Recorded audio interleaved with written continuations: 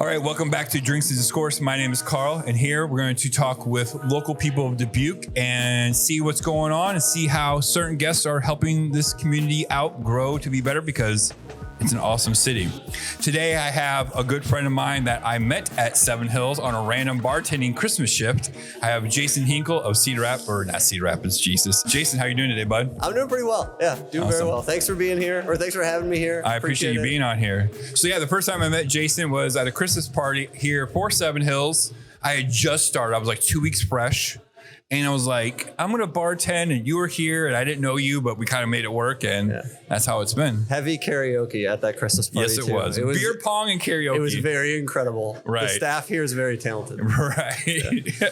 So then the pandemic happened, and then I started working at the Riverboat Lounge, and that's where you were actually working one night a week there. Yep. Because you used to 12 years. Every Tuesday for 12 years. Just Tuesdays? Or only Tuesdays. I started out doing 3 days a week. But I think I did that for 2 years. That was like my side hustle. Yeah. This is a whole other story, but I wanted to develop some financial freedom. Sure. I thought income property was the way to do it. So every dollar I made in tips went toward a down payment on pieces of income property that I have now. So sure. That's awesome. Yeah, because when you quit, I will say, I'm going to be honest, there's some of your regulars that stopped coming in because I'm not Jason. Tuesdays were great because it was the same people every week. Yeah, and I still like working Tuesdays. It was fun, some trivia and whatnot, but some people stopped coming in because it wasn't you anymore. Yeah. But I was like... Sorry about that. No, it's fine because people are like, well, Jason let me do this. I'm like, well, I'm not Jason. So, because I don't know, because the biggest thing was I would ask for the credit cards because that was the protocol. But you obviously knew these same people every week. I'm like, I don't know you. I never once took a card from anyone. Yeah, I mean, I don't, because I'd get to know them, and they always came back once I got to know them. Right. We'd share stories. I'm not mad at you for it. I'm just mad at people that don't understand. Like, you can be mad at me. It's okay. No, I could never be mad at you. I made it really hard on all my coworkers there because I let the customers fucking run that place. Right. I worked there 1 day a week. I really didn't give a fuck. I would say I would love coming on Tuesday later at night. Yeah. You had that place popping. I love that too. I loved it when you would come in later. It was so much fucking fun. I always learned stuff from you. We always shared good stories. Right. It was awesome. It was fun. So you were always an ally. When you were on the right side of the bar, like when someone would come up, you would know what they're thinking. And you'd be like, we just connected. We wouldn't even have to talk. Yeah, that's awesome. I mean, that'll be for another podcast another time. But no, you're good. No, you're good. But yes, there is definitely like this sense of respect and like understanding between us, but also friendship, which is just works really well behind the bar. Because Dubuque is we're 60,000 people, but it's also the cocktail bartending world. It's very limited. Like there's not a lot of us that make appreciate the bartending job. There's a lot of bartenders in this job. There's I think some of us that just appreciate the job more than others. But here or there. This is called Drinks Discourse, where we drink and we discourse. And so what we're drinking today is, I call it 50-50. It is a Bullet Rye with Old Granddad bourbon, split base, with a cinnamon cacao demerara syrup and a walnut-infused bitters that I make.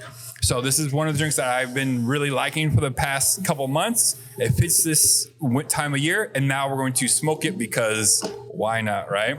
So we'll do you first. All right. This is the part everyone likes. I've been looking at this drink for probably 10 minutes now. Right. Haven't gotten to try it yet, so I'm very excited. So yeah, we're going to smoke this up for a little bit. Again, just adds a little bit more warmth and depth to it. And unfortunately, you cannot get this drink at Seven Hills. This is one of my specialties. You got to meet Carl at the bar, buy him some cocktails, and he'll take you back to his place to have them. Right. Which you still need to come over. I know. You're a busy man, though, which we're going to get into why you're a busy man here in a second. So, all right, that's good. All right, cheers, bud. Hey, thanks again. Cheers. Thank you. Hopefully, you don't set up with smart colognes.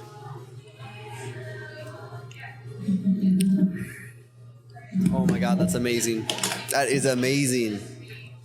It's sweet. I mean, it's not too sweet. It's just sweet enough for an old fashioned. It's boozy, the smoky. So the Bullet is never really spirit forward for me. I always get like a really good earthy, like woody sense from it. Right. But that Old Granddad, sometimes the Old Granddad's like too much for me. It's like it tastes too hot. Right. It's like so perfect in this. See, I'm glad you know Old Granddad because a lot of people are like, Old Granddad, what? So Old Granddad is a 100 proof bonded bourbon. And then you have the bullet rye, which is going to come in probably about 92, 90. So you split it, you're taking away some of the heat from the old granddad, but you're giving the spice from, yeah. So I've been trying to mix more of my ryes and bourbons with old fashions because I learned that at some bar in Minneapolis, and I'm like, oh, that's a great idea. Hint, do not use the same company's rye and bourbon at the same time. Don't use bullet bourbon and rye because they mesh too well. You need polar opposites to make it work better. So tip for anyone out there. The contrast. That's what you it's need all the contrast, about. right? You can't have complementary things, in my opinion, for this. So anyways, that's enough about this drink. Let's talk about what you do for this community of Dubuque. What do I do for this community? What do you do besides serving drinks on Tuesdays that you used to do? So you've been a part of Bloktoberfest since the iteration? Yeah, since the beginning. Yeah, first year. So how did that all come about? What made you, and I know Keith was part of it. So if anyone goes to the dungeon, the real person that started this, that gets no credit for it, is this kid. His name is Jake Roth. Red hair. He's like a handyman during the day. I think he manages the dungeon by night now. So if you go into the dungeon, say what's up and thank you to Jake Roth. Because he had this idea to put on this new festival, invite the bands that we all wanted to hear, and have skateboarding and BMX be a part of it. So we got this group of people together for this meeting, and his idea was so big and he wanted to raise so much money. We all pretty much laughed him out of there. But he got the right people talking in there, and it planted a seed. And a couple of the people that were in that room were Chris Putz, Keith Gutierrez, Casey Hinderman, myself, and Josh Nagel. And of all of this, mainly the catalyst on that first year was Keith and Chris. Keith and Chris really took the lead on it. Like, I helped out where I could. And then Casey, being the owner of Olliewood at the time, lended everything he could to the festival. We all had a different element that we brought to it.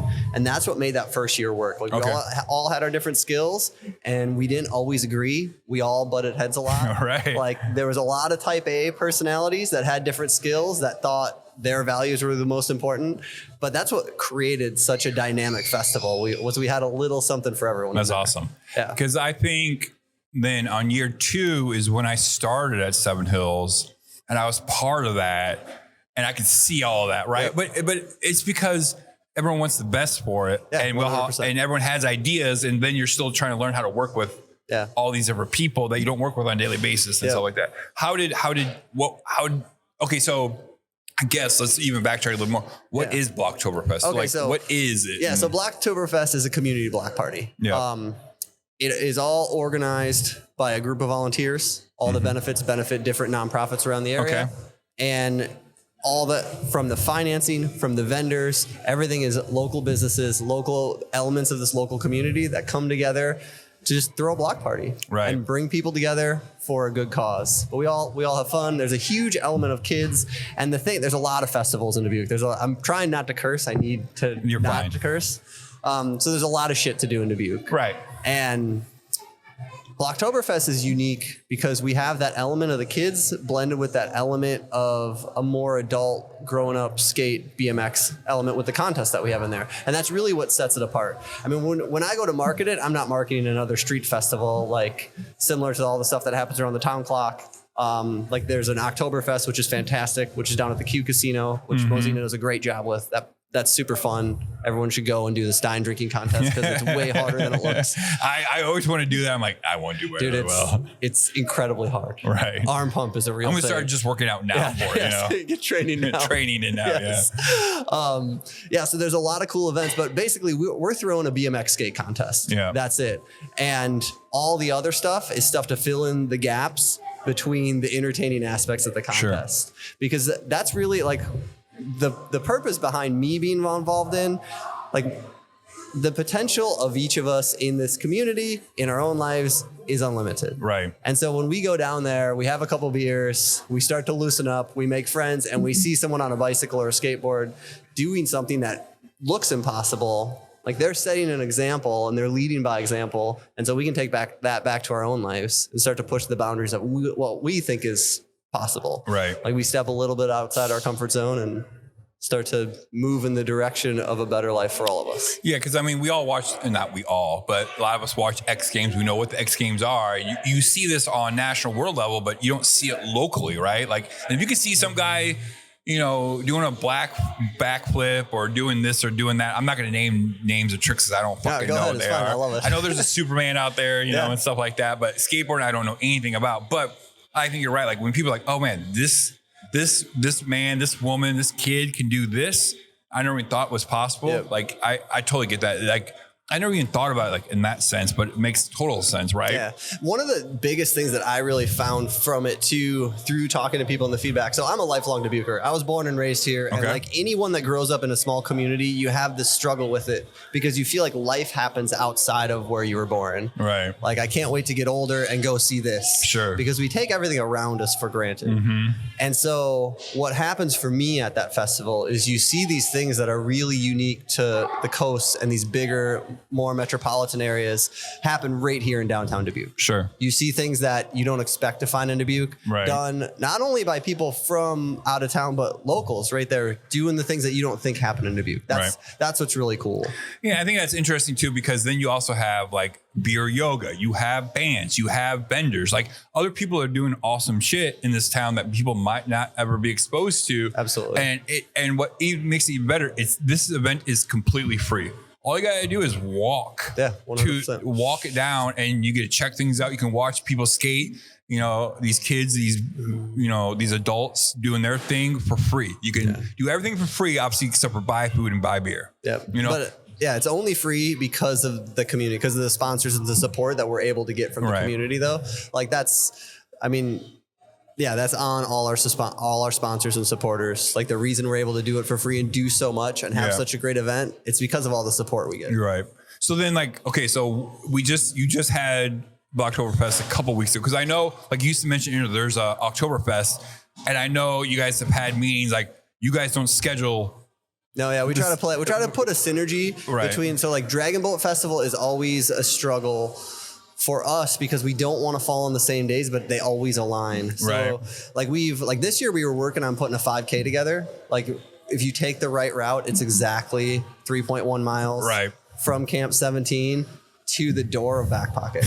So like we were trying to put together like a 5K or a color run and have it start down there because that's a morning event. We're like a late afternoon event. Sure. The things didn't align, but that's something that is on our agenda to do a little bit of research into next year and see how it works out. But like just with Oktoberfest, you guys have it on different weekends, right? Because you don't want people to be divided about what do I want to go do today? You know, 100%. And that's at least respectful about two events. Like, hey, we both want to do the same, not the same thing, but we want to put this big event on. Yeah, we try to get a little friendly competition with them too. Sure. Like I went down and participated in all their events as a representative of Bloktoberfest. The weekend after ours, we invited them up to compete against our committee that puts it together in our tug of war. That's awesome. So we try to make sure like there's some friendly competition, which strikes a chord to me. I love that kind of shit. Right. So. Yeah. Because again, it's fun. It's bringing the community together. Like, oh, I've been there. You know, you can maybe learn things you don't learn. So what was this year? Was this 6 or 7? No, this year was only 4. 4? Yep. Okay. I guess COVID kind of screwed a lot of things up. So we did year 1 was 2018. We did 2019, but 2019, it was rainy all day. Yeah. So that was a big disruptor. 2020 was off because of COVID. Yep. We did 2021, which was our first year back, and there was a lot of hesitancy. Like that, I think that was one of the first local events to start doing stuff the way we did pre-COVID. Okay. So there was a little bit of hesitancy. There was a lot of hesitancy on the promoter side, just making sure, are we doing the right thing? So we played it a little bit lower key. Right. Which honestly was really fun for the BMX aspect of it. For me, the audience was a little bit smaller, but our rider turnout, because no one had competed in a contest. Right, they're all huge. excited to get back out there and just do something. The contest-wise, it was amazing. Yeah. It was super fun. Yeah. And I know I came down for a little bit before I had to go to work, and it was all the areas were thumping. You guys have a kids section, painting, so kids can kind of like do their own kind of like, let's just call it graffiti, right? Because we have pages of books and stuff they can kind of do their own thing, and it was really well. Yeah, so Dubuque has tons of murals. Voices Productions is responsible for that. So we partner with them to come down and help us out with the kids mural project. So it all ties into a bigger purpose that serves the community, every facet of it. Like there's a way to scale everything we do. Right. So when you come down there, and every single event that's down there is open to the public. Right. So you could show up and compete in the skateboard BMX contests. You could do the tug of war. You could do the dunk tank. You can do it all. It's all open to the public. And then from everything, there's a way to scale it. So if you enjoy that aspect of it, you can integrate it into a part of your life. Right. And it's going to be exciting to see where this goes now, because obviously COVID kind of screwed a lot of things up in the growth that I think was happening, because it was going really big. And like you said earlier, though, too, is year 2 was raining. It's kind of like a rain or shine. Like you can't reschedule this thing. It's not like, oh, I'm going to move everyone next week, and you just kind of have to go with it, because it is in August, right? Yeah. And September. Yeah. So it is kind of 70-30 is going to be a nice weekend, but it's a great time. I hope everyone keeps coming to it, because it's great and it's fun seeing everyone, especially this year, watching everyone doing the skating thing. And there was a car there, so everyone's trying to break with the windows with their like flips and their jumps or whatever like that. But it was a great time. So in years past, I've always kind of been on the marketing. I've been the marketing chair. Mm-hmm. This year was a little bit different. Okay. So the skate park aspect has always been provided by Olliewood Action Sports, which is an indoor skate park here in Dubuque. And Olliewood has gone through a little bit of restructure, and I'm a little bit bigger piece of that. So we were able to really develop some synergy between Olliewood and the festival. Right. And through that restructuring, Olliewood is restructured to be less fiscally focused, to be more impact focused. Okay. And so through doing that, changing from an LLC to a 501c3, and just taking that focus off of, all right, how are we going to pay the bills from that, and moving to all right, how do we improve the experience of the skaters that show up to our kids' session? Right. How do we make sure the kids that are coming on our Friday, Saturday nights are spending more time on their boards, their bikes, their scooters than they are on their phones? What do we do to make sure that our participants are doing the right thing, having more fun? And so in doing that, and this has carried down to Bloktoberfest as well, we found, we don't worry about paying the bills anymore, because it's really easy to do. And through the process, we began to lead by example, because that's what we want our youth to think about. We want our youth not to focus on, all right, how am I going to pay the bills? That shouldn't be the first and foremost priority. It should be on that impact, and what are they going to do next? Right. Because if you take the business side of it out of the equation, then you can have fun growing the thing that you want. I mean, I guess that's a really good segue to say, I wonder how many people actually know there's an indoor skate park here in Dubuque, Iowa. Yeah, I actually didn't even know that was a thing. We moved here 6.5 years ago, I think. I'm not a skater anymore. I don't do anything like that. But just to know there's an indoor park where someone can go all year round for, I didn't think I realized that until I started working here in Bloktoberfest thing. I'm like, oh, there's an indoor skate park. Yeah. And you have recently purchased Olliewood, or not maybe recently. I mean, when did? So I'll use that as a segue into talk about Olliewood. So Olliewood was started by Casey Hinderman, our founder, in 2015. Mm-hmm. He's a local kid, grew up in Dubuque here, lived in Colorado for a while, moved back to Dubuque, decided he was going to start a skate park. Partnered with a local businessman. I honestly forget his name, but Casey. Fortunately, the skate park did well. Casey bought him out, was the sole owner for it for 7 years. Okay. And then he has a young son.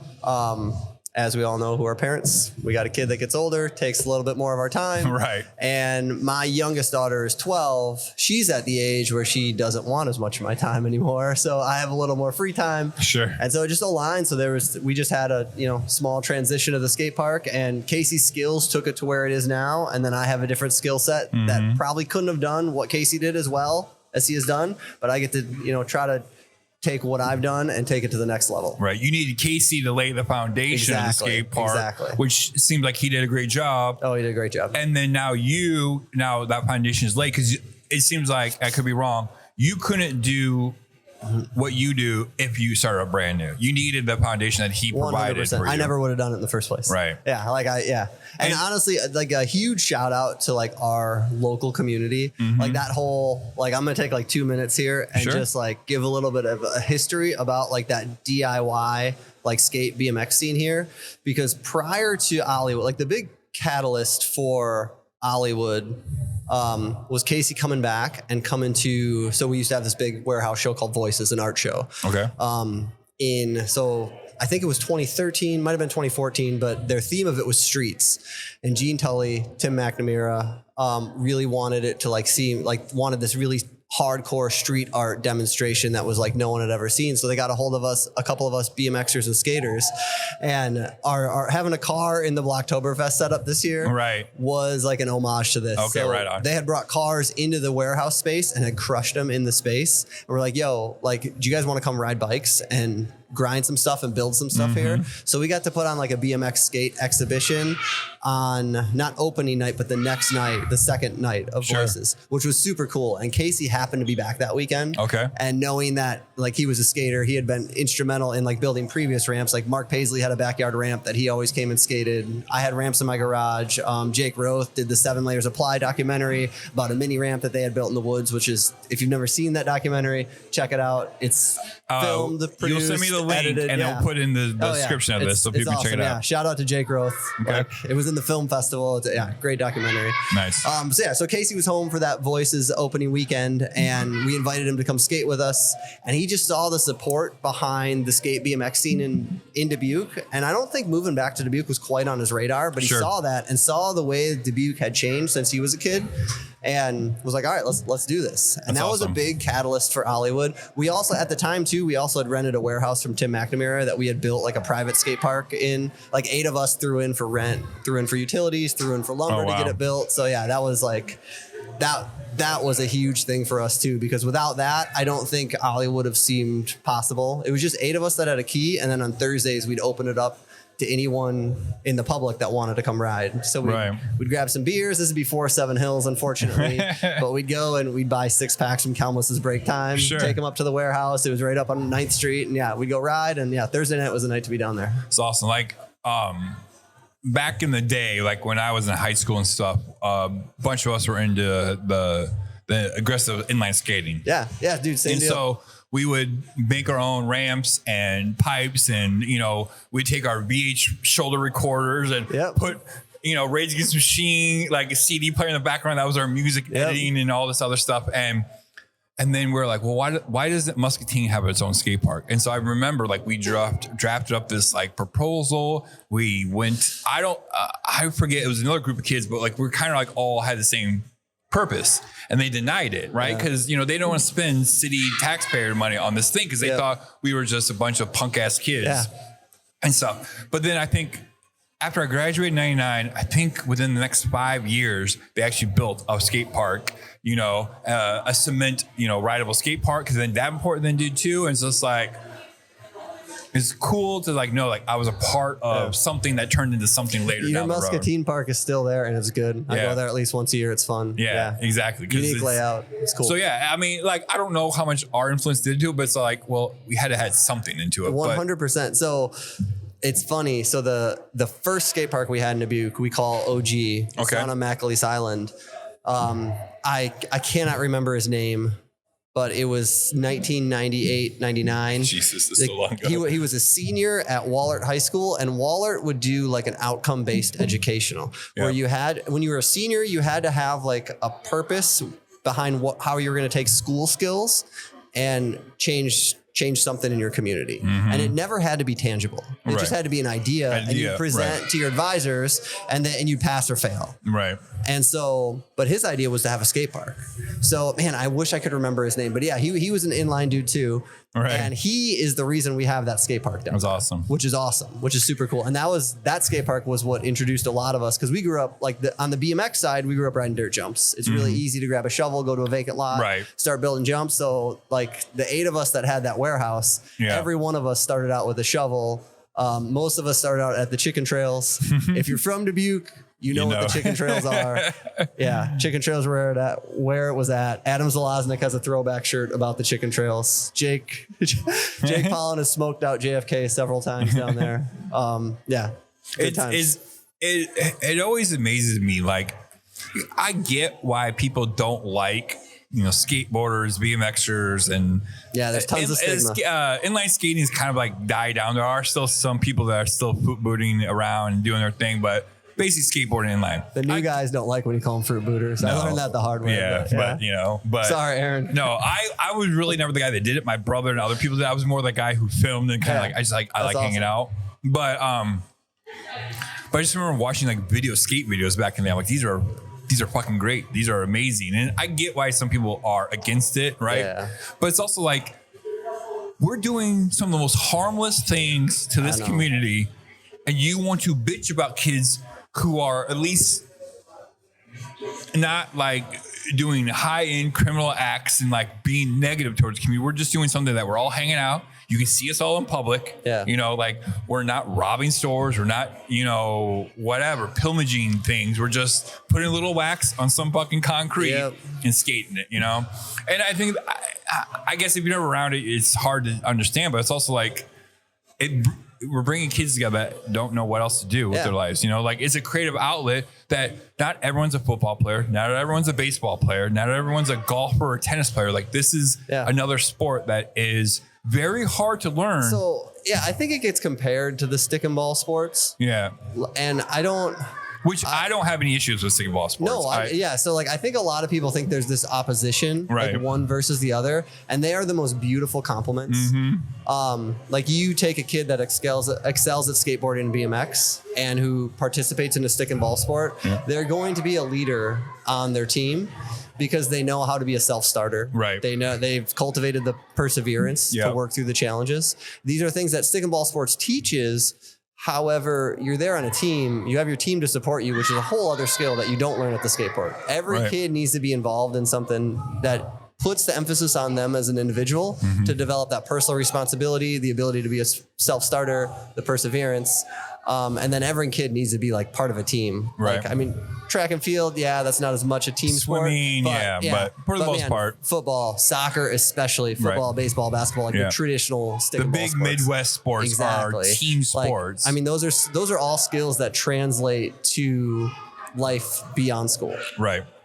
Yeah, and I like you said, like this is an individual thing where you are competing against yourself. Yeah. Learning something like I think it is always like when you wreck. Yeah. It hurts. You're not like just like I swung and missed. No, you landed on your shoulder wrong, your leg wrong. Now I gotta get back up and do it again. Yeah. You're learning perseverance and like how to get through negative moments in your life. Like, that's gonna be tangible at other things in your life. Like absolutely. Yes, you're gonna be 25 years old, maybe have a wrecked body, to a degree, but when you go be a normal business person or normal day to day, you're going to understand like, all right, I need to work harder at this. And there's going to be rewards to my work ethic is what I'm trying to get at, I guess. I'm 40. I don't have a wrecked body. I've been riding BMX for 37 years. Right. I've taken plenty of falls, had plenty of injuries. Like if you take care of your body, which I take care of my body so I can continue riding BMX. Right. Absolutely. I think that whole element, and this is a big reason why I'm still into like BMX the way I am and why I'm such an advocate for it. Like, so there's two ways Olliewood in particular advocates for action sports. One is the youth level. We do lots of youth programs. We do our skate league, which is like similar to like track and field. Sure. We do once a week practices. We have monthly contests. There's instructors there. Then we do She Skates, which is the same thing. That's our girls league. Then they compete. Okay. They compete in a different league. Yeah. We do BMX Sundays, which is the same thing, not on a skateboard, but on a BMX bike. So like these are our youth programs to get kids going. Then the ultra beginners, even younger kids, we do a kids session on Saturdays, which has some supervision, helping kids out, whether a scooter, BMX bike, skateboard. That's every Saturday morning, 10 a.m. to noon. So we have these things to like get kids off the couch, get them to put their cell phone, smartphone, video game controller down, whatever it is, get engaged in something that gets their body moving, that gets their creative juices flowing. Right. And gets them to build community, like face to face, have conversations. Because what we find at the skate park, when you're sitting on the deck with someone, even if you're not trying the same trick, you're talking about how hard it is and you're giving each other advice. You're building like that camaraderie. Yeah. It's also building self-confidence, right? Because like when you're young, like, when you're middle school, high school, self-confidence is really hard to come by. 100%. 100%. And if you are trying to drop in, like I remember trying to drop in like on a quarter pipe for the first time, like this is some scary shit. And you got people backing you up. Like, no, you know what? You do it. If you fail, you're gonna go back and do it again. Yeah. And they're teaching because, it's it's not like we're competing against each other. No. Like you are just trying to have fun and you want everyone else to have fun around you. You learn like that confidence comes from trust in yourself. Right. Like you recognize how to calculate risks. Right. You know that, all right, this is too much for me, or hey, I'm ready. I know this is scary, but I'm going to push beyond the fear and try it anyway. And however it goes, I'm committing to it. So you learn to trust your own judgment, trust yourself. And those are skills that like moving beyond like being youth and moving into the workplace and of like the college, high school, like age, like trusting yourself is a huge piece of that. Yeah. So, I mean, moving, like we do the youth programs, and then beyond that, like there's this element of like being the weekend warrior. That's something that I think like Generation X was great at. The millennials aren't as great as it. I'm a millennial. I'm not talking shit on anyone here. But yeah, like, so we do skate club on Friday nights. So instead of going to the bar when you get off work at 5, grab a 6-pack, come to the skate park, split it with your buddies. Right. You know, like just have a casual session, whether you're on a BMX bike, a skateboard, like whatever, have fun, have a good time. Like don't go to the bar and don't do something physical. Like come and have fun, because when we enter into, when you go to the skate park, like you're putting yourself at risk. And when you enter into that with someone, you develop this crazy tight bond because you both show up knowing the consequences of what you're trying.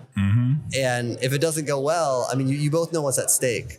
So you end up super vulnerable with the people you're sharing that experience with. Right. So you build these really tight bonds with the people you skate with or ride with. And it's been such a gift in my life, like the friend circle I have. Yeah. To like make my life really fulfilling. Just the people I share it with, the people I love because of skating and BMX. It's been awesome. It's awesome. Like, so when did... let's kind of talk about like the when and the why. Like obviously you said like his alignment, now your alignment, and what has it been like since you purchased Olliewood? Like, you know, like the growth of it, you know, and like where is it what you wanted to be so far, or is it growing how you wanted to be, I guess? So the skate park side of it is fantastic. It's exactly what I expected. Like it's an indoor skate park. When it's summer, no one's going to come there. We actually have had a great, we've had great attendance this last summer, which was really surprising. And then moving into the winter, like, of course, it's great. Like last weekend, it was nuts. It was like hard to control the amount of people coming and going, which isn't a bad problem. Yeah, so it's been good. Like a lot of friendships formed. It's been great. We see a ton of people coming from out of town. So it's fun. Like coming from the background I have, and like I'm a marketing consultant during the day. I have clients around here, so getting to like recommend like what people do that come from out of town. Like if they come with their family, hey, try this spot for lunch. Go check out the River Museum. Like it's warm. Go to the Mines of Spain. Like go for a hike there. Check it out. Like pieces like that. It's fun to like use it as a catalyst for people to explore Dubuque outside the skate park, which I never expected. That's an unexpected thing, and it's been super cool. Yeah, I don't think I would ever thought like that would be. I didn't realize how many people like it became a destination for people that come. Timber, which is tri-state mountain bike riders, which is huge. Like I didn't expect so many people from Timber to seek out an indoor spot to ride in the winter and come like on our Sunday fun day, which is like our bike day, like come and just like work on their skills building stuff that will translate to like better times on the track during the season, which happens in the spring. So like there's a lot of different elements that utilize the skate park that I totally didn't expect. That's been a big surprise. The biggest surprise though, so there's a shop when you come in, and it was a little bit underutilized, and I've never had a retail business before. Yeah. So doing the retail thing was wild. Right. Yeah. Retail is always crazy, man. I got like Cam and Dalton are the two people I probably lean on the most at the retail location. They're Olliewood employees. They are awesome. They teach lessons. They kick ass. So Dalton worked that Black Friday shift with me, and I was like, who the fuck is going to come to the skate park to buy shit at 9 a.m. in the morning? Right. And we had people waiting for us to open because we changed like our Facebook hours and like, but the Black Friday shoppers were different than our normal clientele. We had to answer a lot of questions that had us looking across the shop at each other. Sure. And, making comments. But yeah, dude, it was fun. It was good educating people. And the retail aspect has been crazy. Like every single time I place an order for like whether it's bikes, scooter stuff, especially skate stuff, like is just flying off the shelves. I under order because I go and order. I'm like, there's no way we're going to sell this. And then I come in a couple days later and all the shit's gone. And so like knowing how easy it is to like default to Amazon or default to like ordering things online, I didn't expect to sell stuff. Like shoes included with that. Like shoes are something that like I haven't. Like when Reality Check closed, like I quit buying shoes locally because there's nowhere that offers the shoes that I want to ride my bike in. Yeah. And so like we're filling that void at Olliewood right now, but we don't market that piece of it yet. Like we're working on like skate park attendance. Like we'll do the retail stuff. We'll focus on that like Q2 of 2024. But like right now, like we're not marketing it.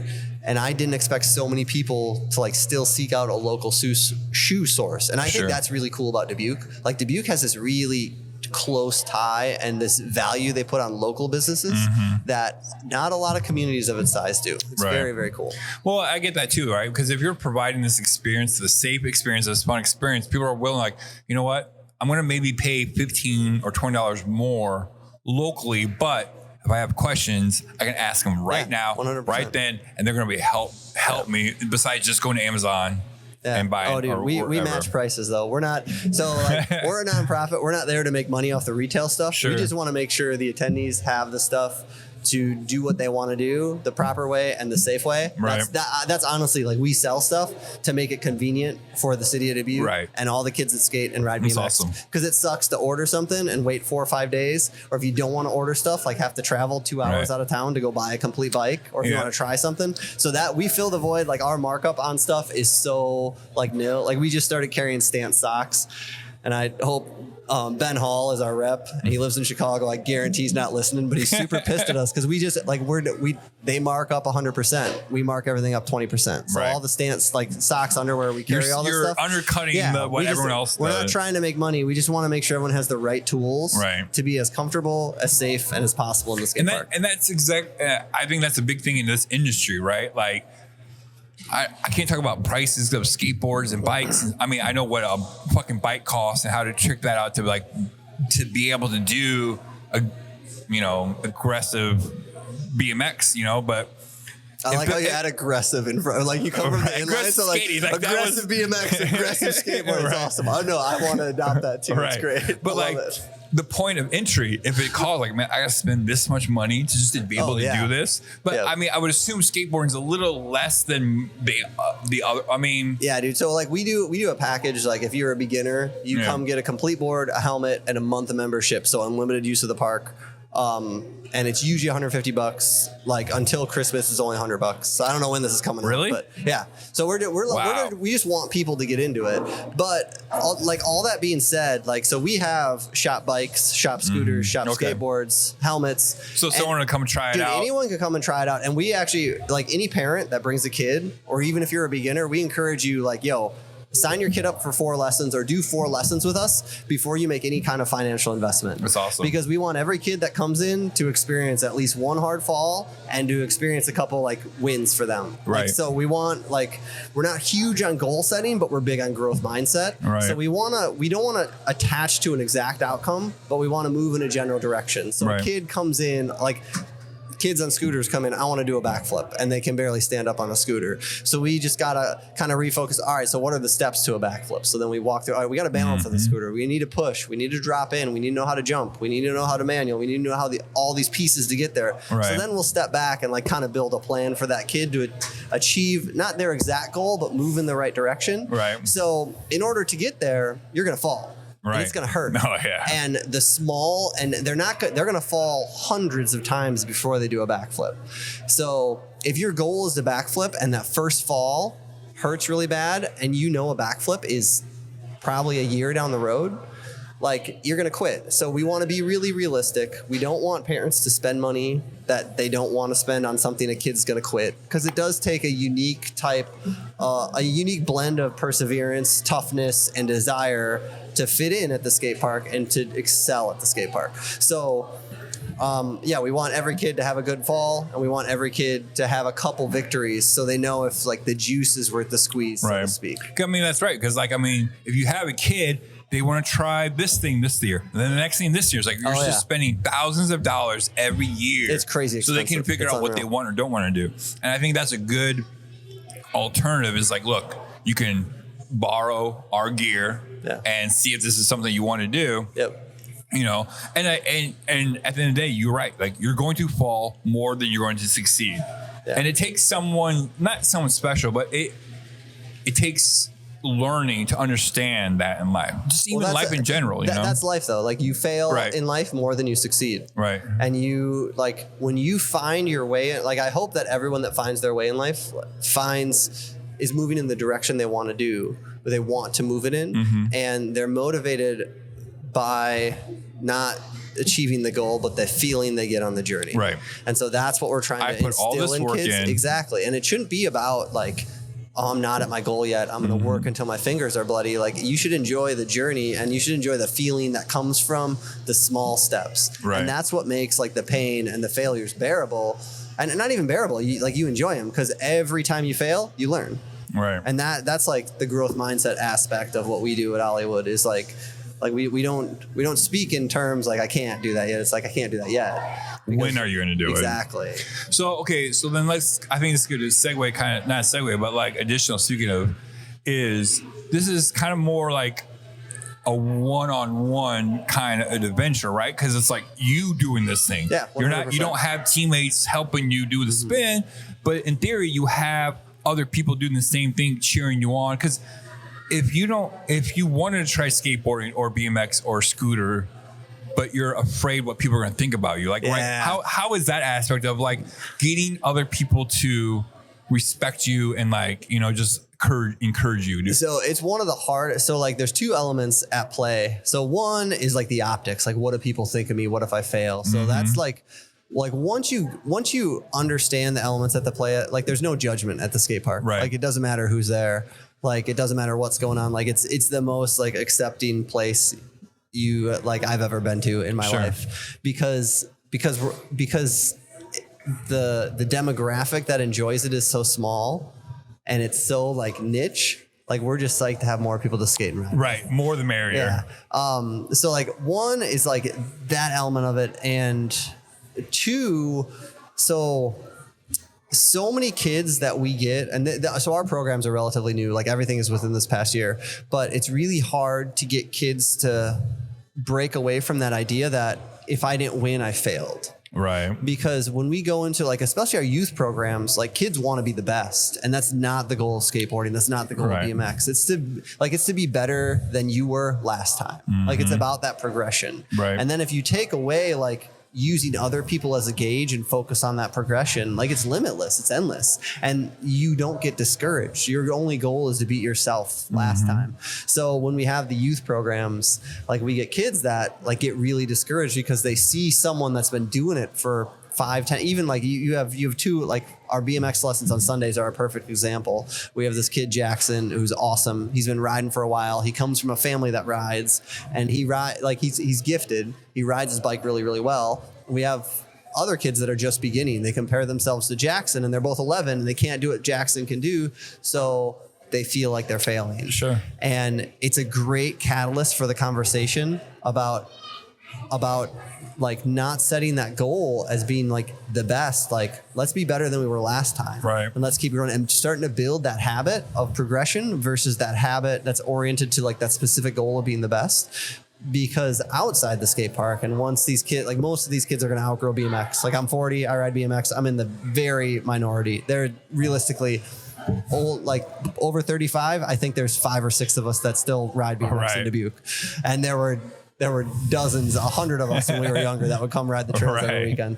So, but like once these kids outgrow BMX, the skills that they harnessed on their BMX bike, the skills that they harness on their skateboard, like carry through. So that's where we focus on that perseverance, that progression, and being better than you were before. Like it's almost like we teach kids how to learn versus teaching them how to achieve their goal. Right. Because that goal is always, that goal post is always going to change. Right. So when we teach them how to learn and how to achieve a goal, then we shift what they're doing to like, I mean, it becomes limitless. They can achieve whatever they want. They just apply the recipe for themselves that they built on.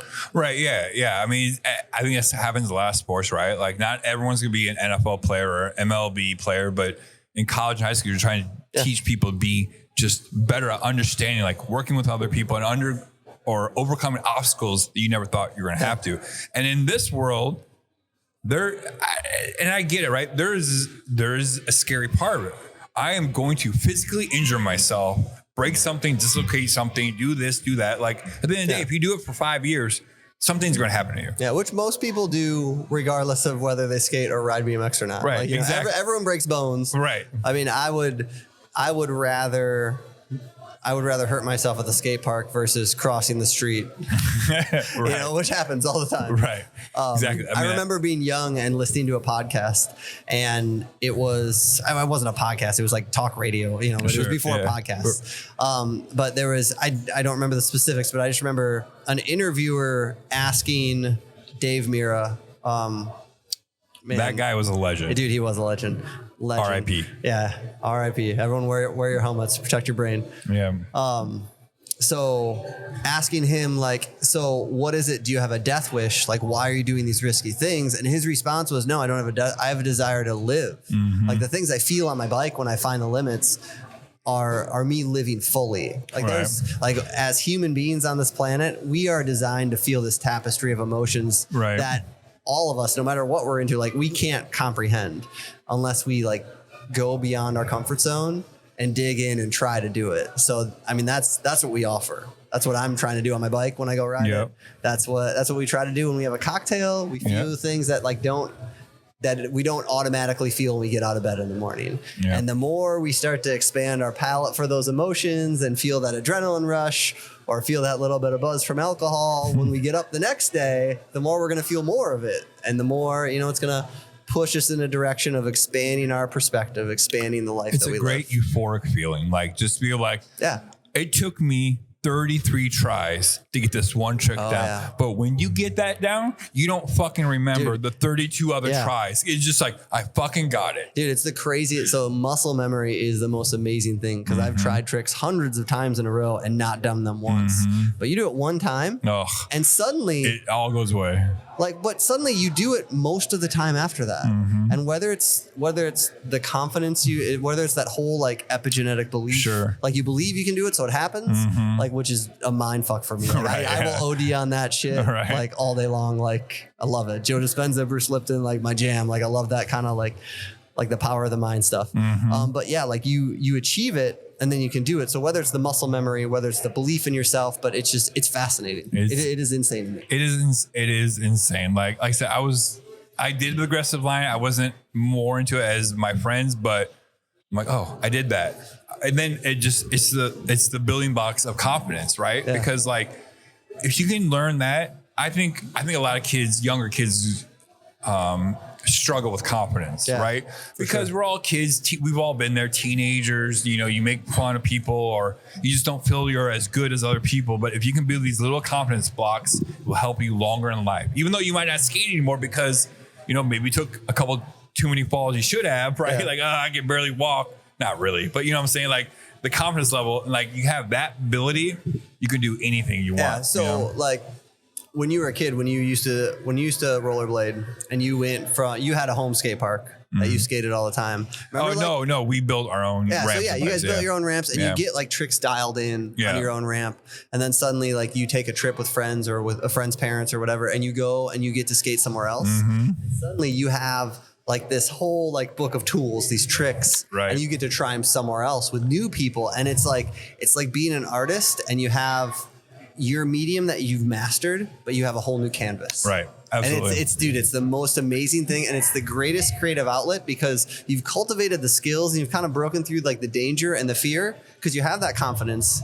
You've built the muscle memory that you need to achieve these things, but you have this place to try these tricks. So when we watch the X Games from home, every trick that's being done, it's no one's first time. No. Everyone has these tricks dialed in. Even in BMX, skateboarding is all in the Olympics now. They have these tricks dialed in. Just like us writing our name on a piece of paper. Yeah. And so, but they just get to apply it to that course and they have to be as creative as possible to do it in the style that they want it. Yeah. It's also when Tony Hawk did was it 900? Yeah, first 900. In theory, the competition was over. Oh yeah. But everyone was so excited that he was willing to keep doing it. Hell yeah. On live TV. Yeah. Who gives a fuck? Let's keep watching this person do this one thing over and over again. That was such a quintessential moment, and that really defined extreme sports. Absolutely. And it's not so much about the 900, but it's the fact that the rules and like, all right, we're cutting to commercial. All right, this show's over. It wasn't because of what he was trying.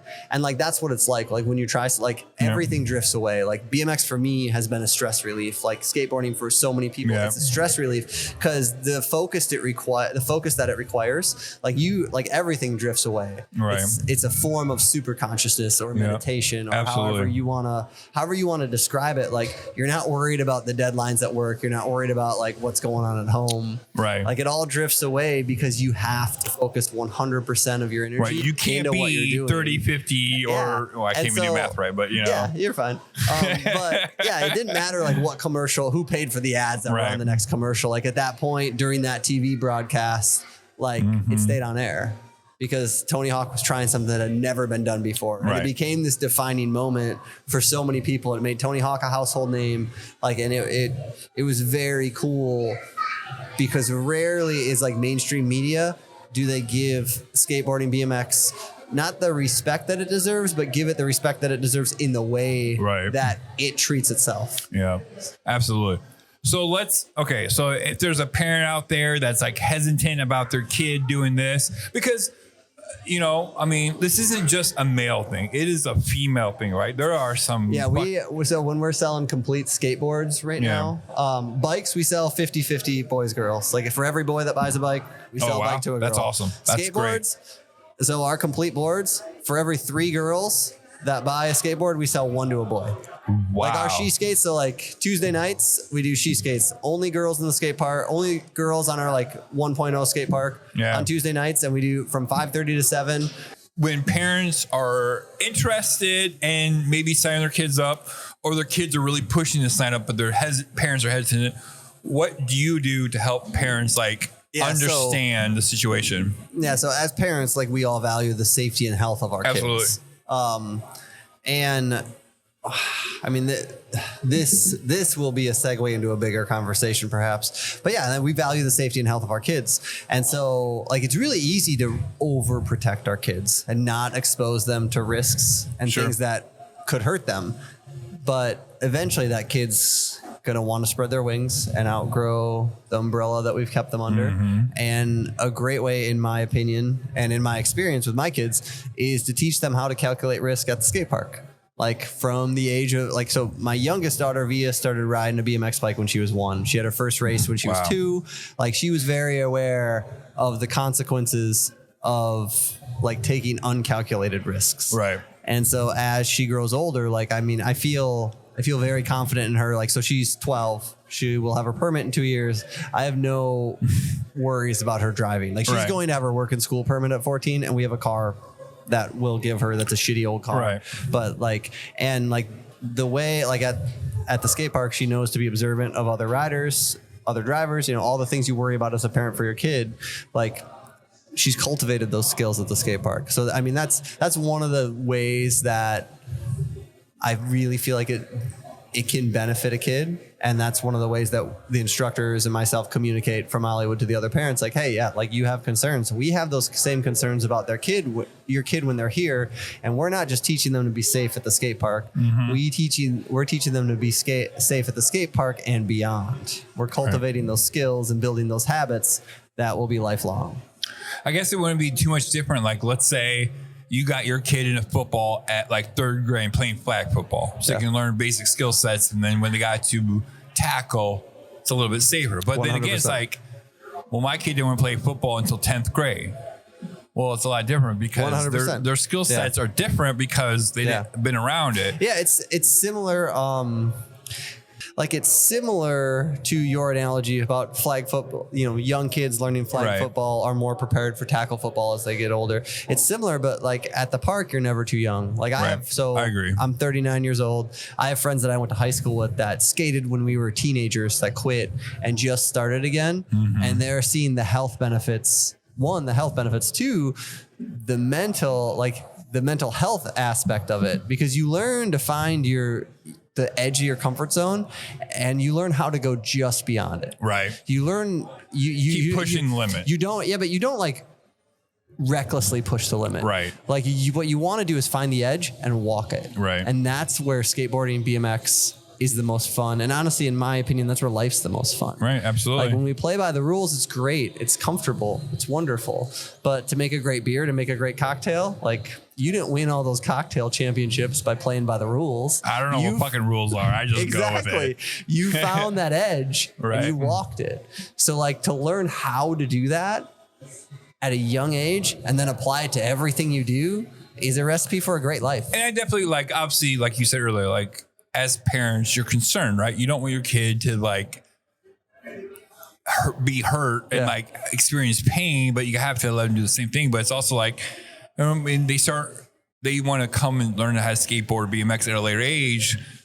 Come to a place like Olliewood where you have professionals. Like, look, we're going to do the most we can to keep that as minimal as possible, but also understand like it's going to fucking happen. Like they're going to try some trick that they're like, I think I can do this. Yeah. So if a kid wants to skate, they're going to skate, whether they're at the skate park or not. If you're at the skate park, you're there with other kids that have been hurt, how to handle it. A lot of the staff is CPR certified. We're working toward having all the staff first aid and awesome. CPR certified. So which we will have within the next couple months. Okay. Like we're working on an OAS, Olliewood Action Sports certification for all our instructors and all our teachers. So that's something that's in the very near future.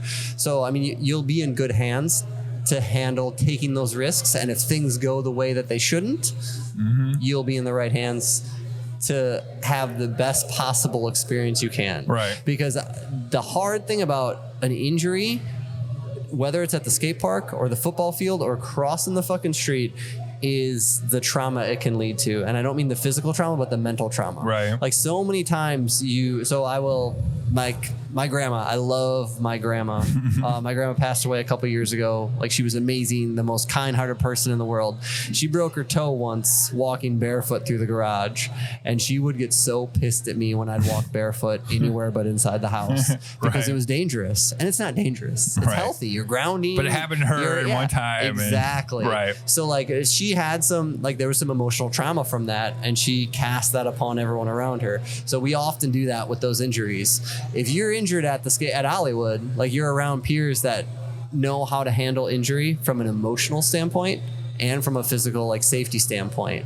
Like injuries hurt, we do. The worst part about an injury isn't the pain. We all get through that. It's knowing that, you break a limb, you're 4 weeks, 6 weeks, 8 weeks off your bike, off your skateboard. Like that's the hard part. Right. Like you'll get through this pain a week max, and then beyond that.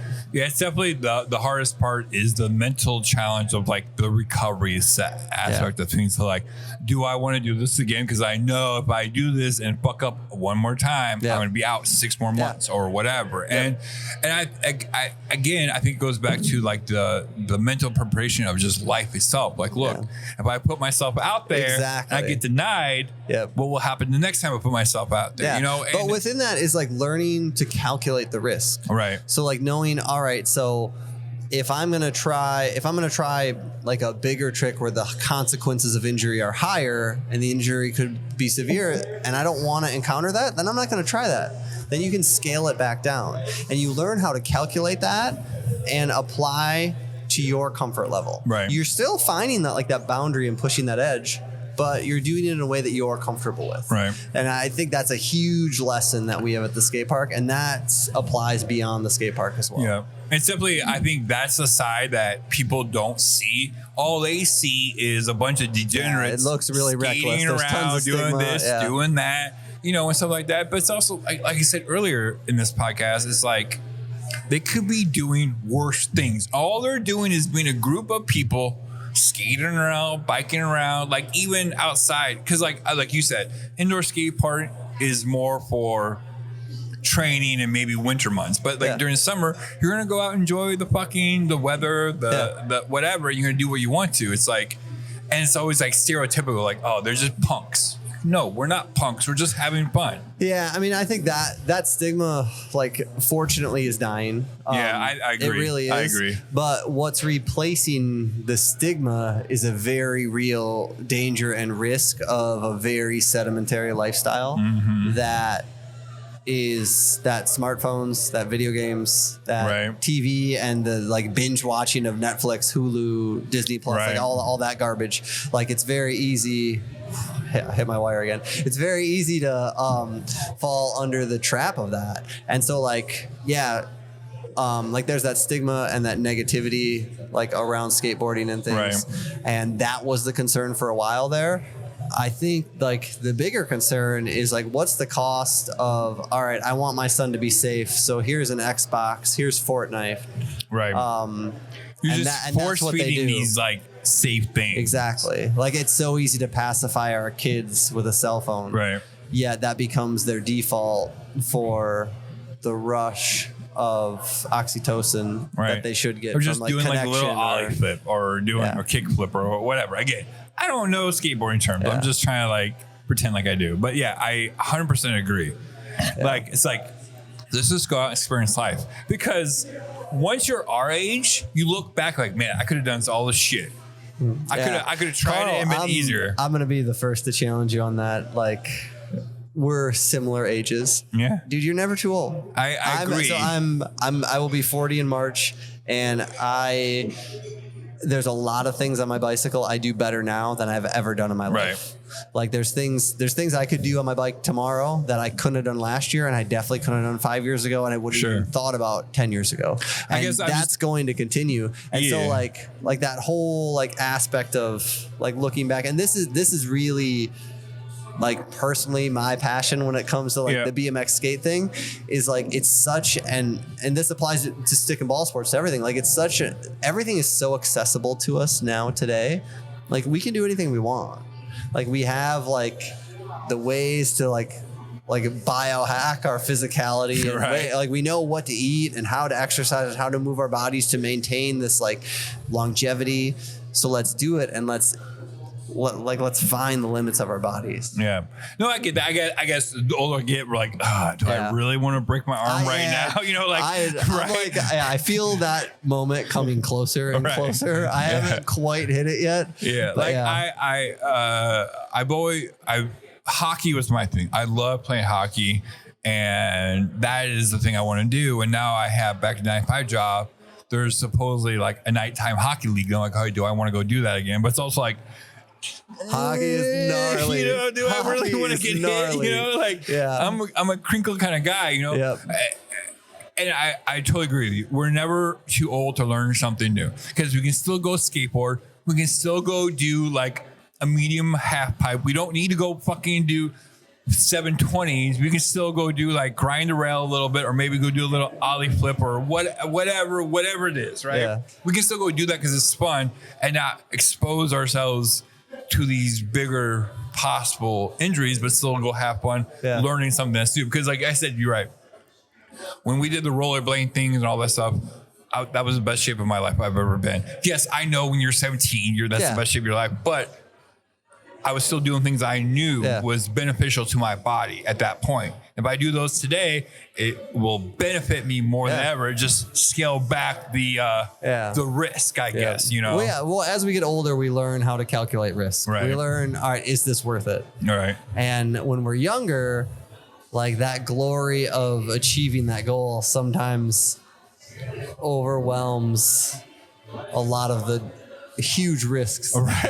Right. Yeah. Your mindset is, I just want to learn this fucking trick. I don't care what it takes. Now you're 4, you're like, if I can't do it one time, do I want to do it ever again? You know? Yeah. But I mean, that's what life is, because you know, we just don't recover as fast. 100%. One of my favorite movies is Hot Tub Time Machine. Ever watch that? I actually haven't seen it. Oh my God. I know, it's on like my list on Netflix, and it's been on there for years. It's so good. And I haven't. So they go back as their like, you know, 40-year-old selves, back to when they were like, you know, 18, or like, oh my God, they realize you don't realize what you have for energy and like all these endorphins that you do. You just gradually lose it. But when you go back 20 years to it, things like you feel it instantaneously. It's like you conquer the world, you know. And I would love to know what my 20-year-old self felt like back, you know, like. But hey, man, I appreciate you being on here. I think if you want to learn more about Olliewood, reach out. How about this? You plug whatever you want to do. Like tell people how you want to. So Olliewood Action Sports, we have lessons, we have programs for kids, adults. You can come as a spectator, come hang out. Visit us at OlliewoodActionSports.com. Hit up our phone number. You can call it, you can text it, or swing by the park anytime. It's at 3125 Cedar Crest Ridge Road. You're right across from like Golf University or like backside. U-Golf. Yeah. U-Golf. Take a right or left at U-Golf. We're right there. You won't miss us. Yeah, I think it might be a kind of like for a parent to go there with a kid, like just like see, because I think this is one of those things too, like when parents like visually see other kids doing this and like, oh, that kid can do it. Why can't my kid do it? You know, like I think sometimes it's more like a visual confirmation. So Sundays, we call it Sunday Fun Day. It's a very bike oriented day. You get a discount if you show up on a bike. We do bicycle lessons, 10 a.m. to 1 p.m.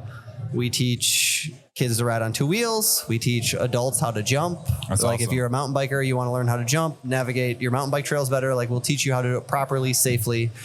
So that's Sunday Fun Day. So Sunday Fun Day is interesting because there's a lot of parents that want to get their kids into BMX because they ride mountain bikes and they want to ride mountain bikes with their kids. So we teach them the fundamentals to make that happen. However, a lot of parents are overly confident when they don't have a bike with them and they're like, oh, little Timmy, you can do that. So if you come as a parent, we ask that you bring your bike too. Sure. Because we really want parents to do things with their kids and not for their kids. Absolutely. And I think that's really, really key. So this is something you can share with your kids. Like even if you're a beginner, you haven't been on a bike in years, you haven't been on a skateboard in years, come learn it with your kid. Right. Like, so you guys are going to bond deeper over the consequences at hand. You're going to bond deeper over the victories that you're both going to experience. Like you are going to have a deeper bond as a parent with your kid. Like whether you're a mother, whether you're a father, whether you have a daughter, whether you have a son, like parent, whatever. Yeah, exactly. Like we do it all and we see it all at the skate park. That's a great thing. It's like, look, I haven't done this for 20 years, but I think I know what I'm doing. But you know what? Let's go do this together and like see if I still got it in me, but we're going to do it together. Yeah. We have a kid, a family that comes up every Sunday from Davenport because there isn't like programs down there, but there's a kid, Thatcher. Thatcher's 12 years old. His dad started bringing him 2 months ago. And like after 2 weeks, he went out and bought a bike. And so this last Sunday, his dad has been up to, I think 5 of our Sunday Fun Days on a bike as a rider. And he participates in lessons. We go through the fundamentals, teach him the building blocks so he can be safe out there and he can have fun. And this Sunday, we're kind of hanging out after like the lessons are over. It's a normal session. And he's like, I think this might be the most fun I've ever had with my kid. And it's not like, what they're doing is they're both like finding their independent limits together. I mean, they're doing it together. Right. The son is drastically better. Right, absolutely, yeah, right? Because they're sponges. Kids are sponges. Exactly, but like where Thatcher would go in like 180 or 360 something, and just for his dad to get his wheels off the ground. Right. Like his dad is ready to go celebrate after the wheels. Right. That's awesome. Doesn't do some huge trick, and he's just that's indicative of what's That's awesome. I just remember those victories when I was younger, like, oh, I can do this one thing now. Phone again. Oh, it's back. It's back. But yeah, I don't know. I think it's great. I think people should come check you guys out. And, obviously I think, if they want to have a question or they have a concern, how can they reach you? Yeah. Search us on Google. Yeah. Call us at 563-543-6934. Email us at OlliewoodActionSports@gmail.com. Okay. OlliewoodActionSports.com is our website. Hit us up anywhere you can. You can book lessons. You can book private parties. You can sign up for any of our programs on our website. Yeah. Just ask questions. Just like learn. Because at the end of the day, like, look, if you're not comfortable, just learn more about it. Come see a Sunday Fun Day. Just look and observe, because what's that going to hurt? Nothing. And you might understand where everyone's coming from. And, I I'm a sports guy. I love football. Football is great, but this is just something completely different than that, and it's just different when everyone else is. But I appreciate you having you coming on today. I appreciate you, and cheers, and go check out Olliewood's, and have a great day. That was